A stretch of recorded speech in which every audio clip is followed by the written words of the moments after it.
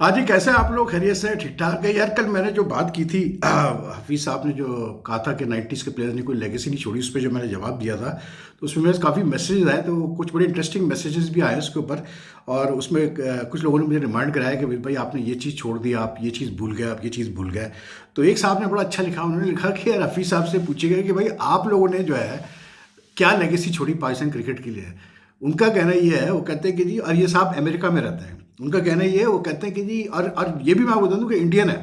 मजे की बात है कि इज़ इंडियन। वो कहते हैं कि जी 90s के प्लेयर्स ने तो एक लेगेसी छोड़ी एग्रेसिव क्रिकेट की, और एक मतलब कैसे बोलते हैं, ऐसी क्रिकेट जिसमें यानी कि पाकिस्तानी बैट्समैन, पाकिस्तानी प्लेयर जो है वो ज़्यादा टीम के लिए खेलते थे। कह लेंगे हफीज़ साहब जिस दौर में खेले हैं, मिसबा जब से कप्तान बने हैं, तो वो कहते हैं इन लोगों ने तो मतलब एक कैसे बोलते हैं, सेल्फिश क्रिकेट खेलने की और एक नेगेटिव क्रिकेट खेलने की लेगेसी छोड़ी है। तो ये क्या बातें कर रहे हैं बैठ के, कि बहरहाल क्या कह सकते हैं यार। बाकी तो मतलब और भी लोगों ने मुझे रिमाइंड कराया कि भाई 1990 में पाकिस्तान ने इसी पाकिस्तान टीम ने जो है वेस्ट इंडीज़ जैसी उस पर हौलनाक टीम से टेस्ट सीरीज़ ड्रॉ की थी, वनडे सीरीज़ में हराया था।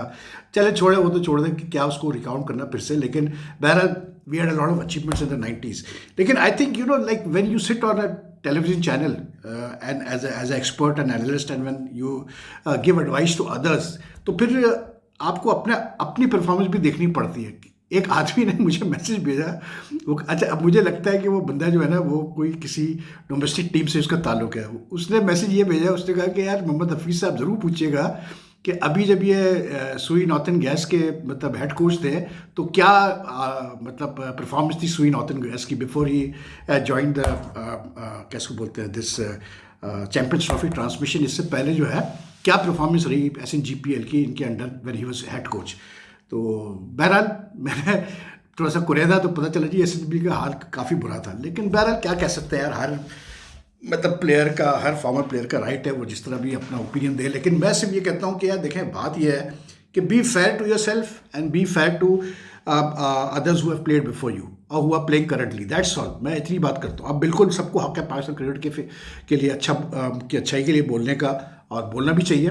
लेकिन आई मीन 90s की ये जो हमारी क्रिकेट थी, it was so innovative, it was so मतलब जिगरे वाली क्रिकेट थी। ये 90s में ही दूसरा इन्वेंट हुआ ना यार सकलैन मुश्ताक मोइन खान ने मिलके ये जो दूसरा इन्वेंट किया, जो बाद में इतना it became such a telling weapon for मतलब bowlers around the world. 90s में हुआ ना, तो that means those players you should think about the cricket. आजकल की तरह नहीं है कि सोशल मीडिया पे की तरफ ध्यान ज़्यादा है, T20 लीग से कितना माल कमाना है इस पे ज़्यादा ध्यान है, या कौन मेरे बारे में क्या कह रहा है, या इससे पहले जो बात थी मतलब यही मिसबा वाली कि अपने लिए खेलना है सिर्फ, बाकी टीम बड़े कोई फ़र्क नहीं पड़ता। तो छोड़े यार इन बातों को, क्या क्या क्या कह सकते हैं। बाकी तो यार चैंपियंस ट्रॉफी का फाइनल जो है वो सर पे आ गया है, परसों फाइनल होगा। और जो न्यूजीलैंड के लिए बुरी खबर है वो ये है कि apparently Matt Henry is not मतलब he got injured while taking a catch in the semifinal. अब मैट हेनरी इसलिए इंपॉर्टेंट है न्यूजीलैंड के लिए क्योंकि यार in recent matches, even in the last test series that New Zealand played in India, then in the last match that they played in Dubai, he's been very effective against India. For some reason Indian batsmen have had problems against him, 5 runs उसने pickup किए हैं। तो वो अगर available नहीं हुआ New Zealand के लिए इन द फाइनल, तो it will be a setback for New Zealand, there is no two ways about it. लेकिन न्यूजीलैंड की अच्छी चीज़ पता है क्या है, वो यही है, a team like New Zealand it will not sit and just think about कि यार अब ये नहीं है तो हम क्या करेंगे। वो ऐसा उनका एक कलेक्टिव मतलब तरीके से उनकी क्रिकेट प्रोसेस है उनका अपनी टीम को चलाने का, कि अगर एक बड़ा प्लेयर बाहर होता है तो वो दो मतलब उससे कम मतलब क्या उसको बोलते हैं टैलेंटेड प्लेयर जो होते हैं वो मिलके उसकी जगह पूरी कर लेते हैं। मतलब they play as a team. Every person knows how to fulfill his role. So there's no doubt that New Zealand is up against a very strong team in India, and then India obviously will have that advantage in the sense that they have been playing in Dubai, so they know the conditions. They know the conditions very well. And when you play on a ground a number of matches on a trot, so you tend to get confident about, because you know the environment, you know the pitch, you know generally how to behave. कह ये रहे कि जो India Pakistan का match हुआ था champions trophy में, वो ही पिच शायद इस्तेमाल हो। अगर वही पिच इस्तेमाल होगी तो फिर ये है कि इतना हाई स्कोरिंग होना नहीं चाहिए। लेकिन इतनी सी चीज़ तो बड़ी यार, एनी लेमैन की इवन टेल यू दिस, देखिए ये इंडियन टीम अनबीटन है चैंपियंस ट्रॉफी में। इनको अगर आपने हराना है ना, सीधी सी बात है, तो आपको यानी कि अगर आप इनके खिलाफ पहले बैटिंग करते हैं, which would be preferable for New Zealand, you have to get anything above 275 to 80, तो फिर जाके आप प्रेशराइज करेंगे इस इंडियन टीम को। और न्यूजीलैंड के पास वो बॉलिंग है कि वो कर सकते हैं pressurise. And New Zealand is a team which would have learn from the defeat in the what you call it group matches. लेकिन बहरहाल will talk about that match final tomorrow in detail. बाकी यार ये अपना जो है क्या इसको बोलते हैं, जो पाकिस्तान में जिस तरह सिलसिले चल रहे हैं, तो ये जो जेसन गिलेस्पी का मतलब लगातार मतलब वो बातें आकिब के बारे में कह रहा है, तो I did my own bit of research and investigation, and unfortunately जो मुझे पता चला वो यही पता चला कि यार जेसन गिलेस्पी गलत बात नहीं कर रहा। जेसन गिलेस्पी जो कह रहा है वो बिल्कुल सही कह रहा है कि पीछे से काम उतारा गया उसका और कर्स्टन का, which is very very sad. और ये भी जो खबर सुनने में आई है वो ये भी आई है कि मतलब अब जो है कोशिश ये की जा रही है कि जब ये पाकिस्तान क्रिकेट बोर्ड मतलब आफ्टर द PSL या उसके दरमियान जब ये ऐड देते हैं फॉर न्यू हेड कोच, तो मोस्ट वाली will have mister Aqib Javed applying for it.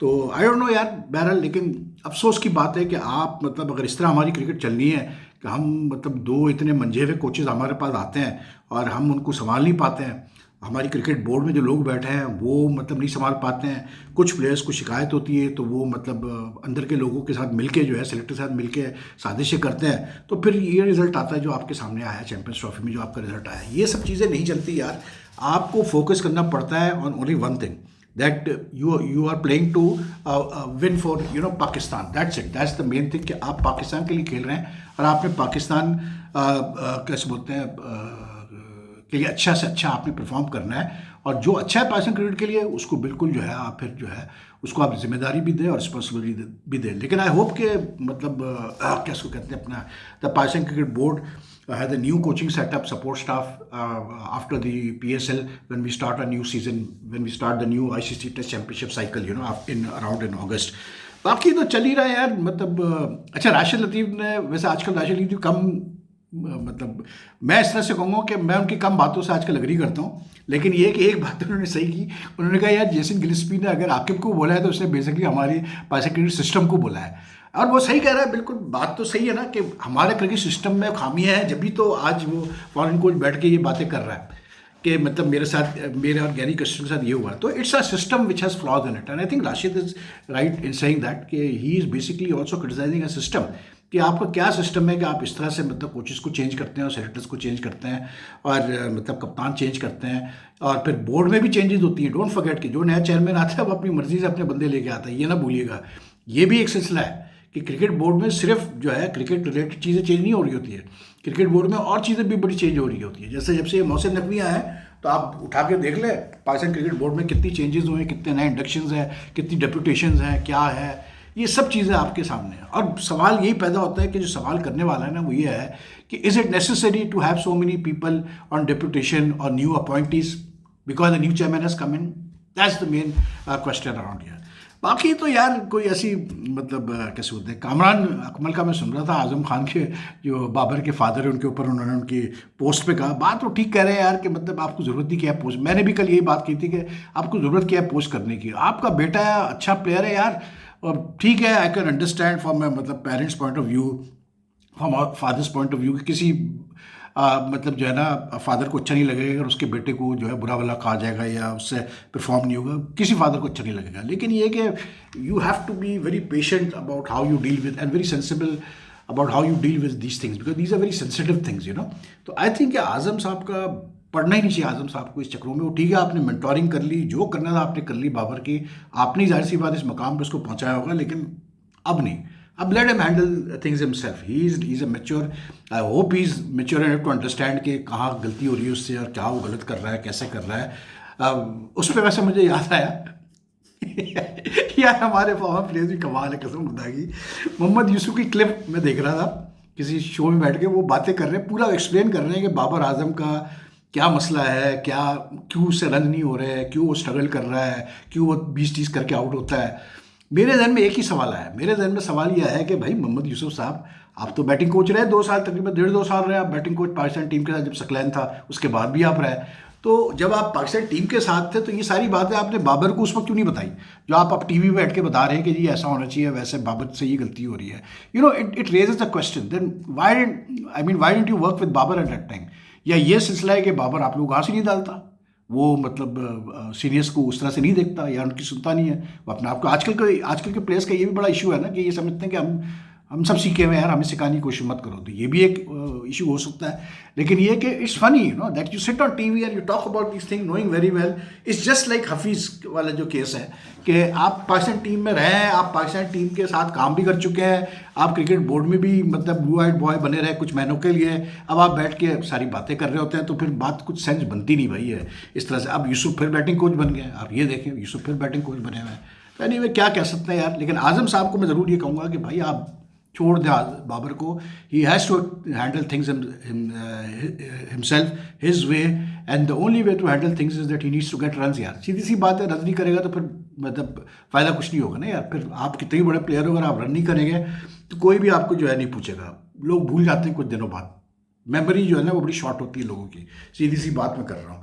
बाकी है कि ये जो मतलब चूँकि चैम्पियंस ट्रॉफी चल रहा है तो ये विमेंस जो लीग हो रही है इंडिया में, विमेंस प्रीमियर लीग आईपीएल की जो तर्ज पे होती है, वो बिल्कुल दब गई है इन द सेंस कि वो इतना उसको अटेंशन नहीं मिल रहा जनरली जो मिलता है because of the Champions trophy.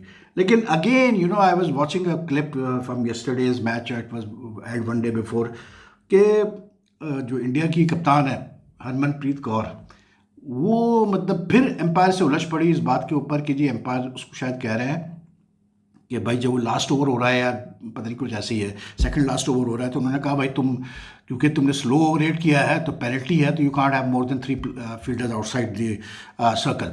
तो उस पर जो है वो आर्ग्यू कर रही है, डिबेट कर रही है एम्पायर्स के साथ। फिर वो एक जो एक्लस्टन है या एक्लस्टोन है, वो इंग्लैंड की प्लेयर है, स्पिनर है, वो भी बैटिंग कर रही है, वो भी आ जाती है, फिर जो बॉलर थी पता नहीं वो भी आ जाती है, फिर एक एक एक एक ड्रामा वहाँ चल रहा होता है, और हरमनप्रीत कौर यूँ कर रही है, यूँ कर रही है, फिर एम्पायर स्क्वायर लेग वाली आके ठंडा कर रही है, फिर कोई और आके ठंडा कर रहा है, मतलब एक नॉन को इशू बना दिया गया, ठीक है। And it's not the first time that Harmanpreet Kaur has been involve in such things. Harmanpreet Kaur को अगर मैं देखता हूँ, मुझे ये लगता है कि ये क्रिकेट की, ये विमेंस क्रिकेट की जो है ये शकीब उल हसन है, ईमानदारी से बता रहा हूँ।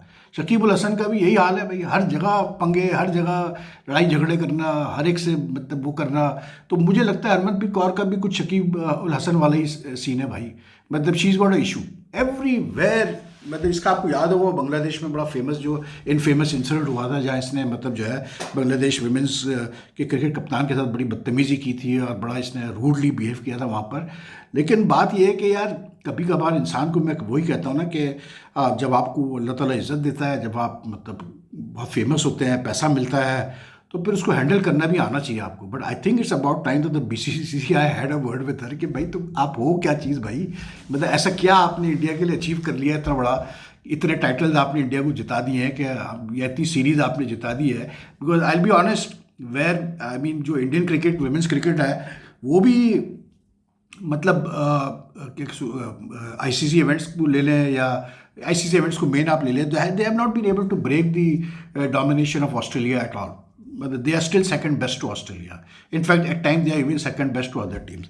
तो उस पर इतने ये नखरे और इसके इतने जो ड्रामे चलते हैं हरमनप्रीत कौर का, मुझे तो आज भी मैं कहता हूँ, मुझे लोग बड़ा कहते हैं यार वहीद भाई आप बड़े सक्सेस्ड आदमी हैं, आप कैसी बातें, ये मुझे तो पहले समझ में नहीं आता कि ये क्या कोई नंबर बनाना चाह रहे थे जय शाह साहब, या क्या मैसेज देना चाह रहे थे। आपने क्या सोच के जो है 2022 में आपने विमेंस और मेंस प्लेयर्स की मैच फीस सेम कर दी, मुझे कोई समझा दे यार।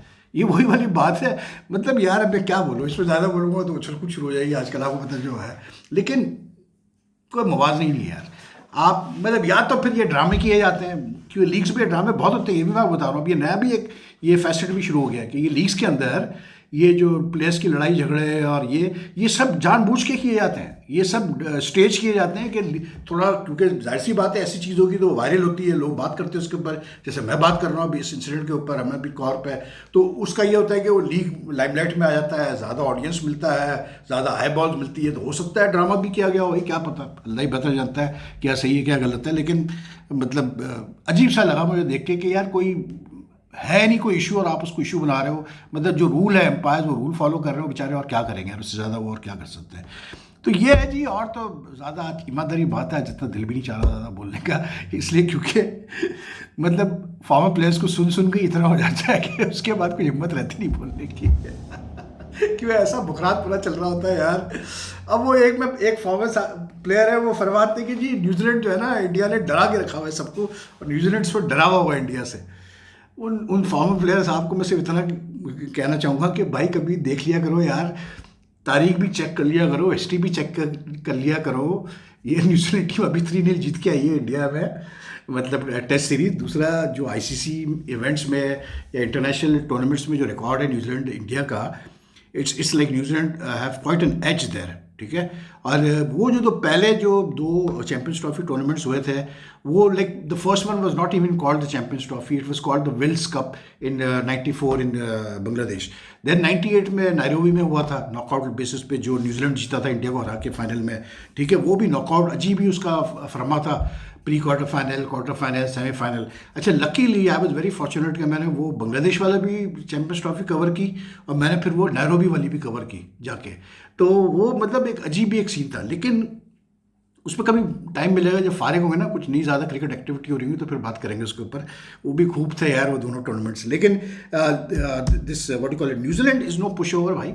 New Zealand is no pushover कि वो डरना शुरू कर देंगे इंडिया की टीम से। और वो बड़े शातिर है, वो अभी सिर्फ ये सोच रहे होंगे कि किस तरह से किस प्लेयर को हमने घेरना है, because they know one thing now, that there are 2 players who are going to bother them a lot. I'll be very honest. One is Virat because he's in form now.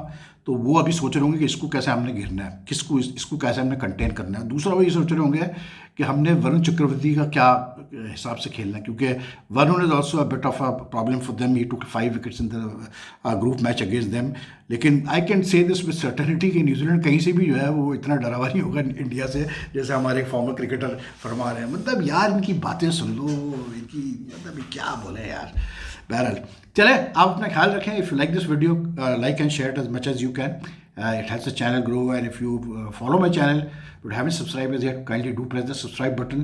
Plus your comments are most welcome. Take care. आपसे कल मुलाकात करते हैं. अल्लाह हाफ़िज़.